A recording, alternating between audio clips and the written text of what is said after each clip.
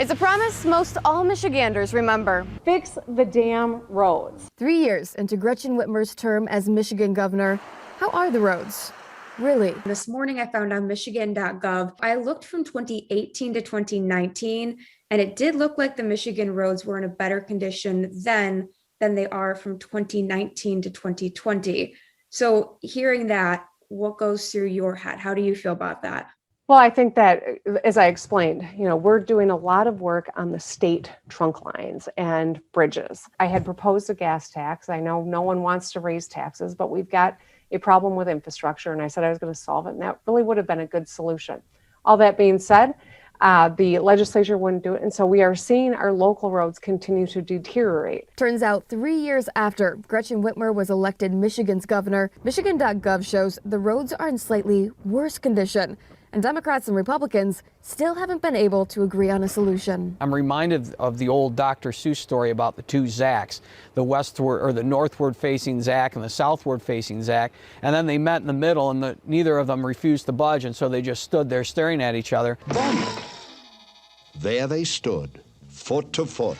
That's Kyle Malin, editor of Michigan Information and Research Service, or MERS, an organization that covers Michigan state government exclusively. You had two people who got to a certain point where they were both not going to budge off their position, and so now the rest of the world has had to kind of work around them in order to improve roads and bridges. Malin reminds us that in 2019, Governor Whitmer proposed a 45-cent gas tax increase to fix Michigan roads, and Republicans replied with the offer of hiking the tax by 15 cents. A center lane was never found. It has really damaged relations between the two since then, really. They haven't been able to agree on anything. Throughout the spring, Governor Whitmer has been making trips to road projects as part of her $3.5 billion Rebuilding Michigan plan. This bonding plan is Whitmer's way of attempting to fix Michigan roads without having to work with the Republican-controlled legislature. So we moved forward with the bonding plan. We did this unilaterally, and we are putting $3.5 billion into roads across the state. Now, it only addresses state roads. I can't fix them myself, the local ones. I need the legislature to work with me. The bonding plan has 21 projects currently in the works and is fixing some state roads, but not local roads, which brings us back to square one. The two Zacks.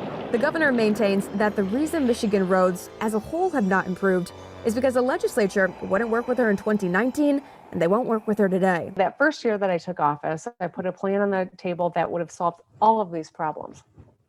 Legislature wouldn't embrace the plan, but they also didn't even offer an alternative. They just walked away. When I brought this statement to Senate Majority Leader Mike Shirkey's office, he responded, quote, "This statement by the governor is blatantly false. The legislature put before the governor multiple alternative plans to fix our roads from driveway to highway, and she chose to walk away. Her disastrous plan to nearly triple gas taxes would not have addressed local roads, but would have made filling up your tank at the pump cost more."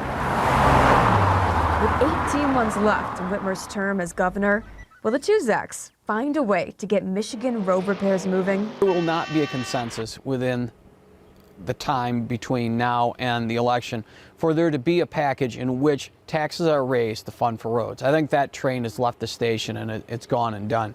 The question now, it has to do with bonding. The bonding plan could fill a much larger pothole in Michigan's road problems. If Biden's American Jobs Plan passes, the plan would give $600 billion to U.S. infrastructure. The Biden administration is moving forward with their American Jobs Plan. There's a lot of resources for infrastructure. This may help us address some of those issues that I just described. I'm feeling optimistic. So as the Capitol Cold War shows no sign of ending. They want to fix the problem, although they've not put any solutions on the table. It seems the American Jobs Plan is the green light Whitmer needs to see if she wants to Fix the damn roads. If President Biden's infrastructure plan passes, then Democrats and Republicans will have until the end of September to decide on how to spend that money. That is the annual deadline for the state's yearly budget. For Fox 47 News, I'm Sarah Grimmer reporting.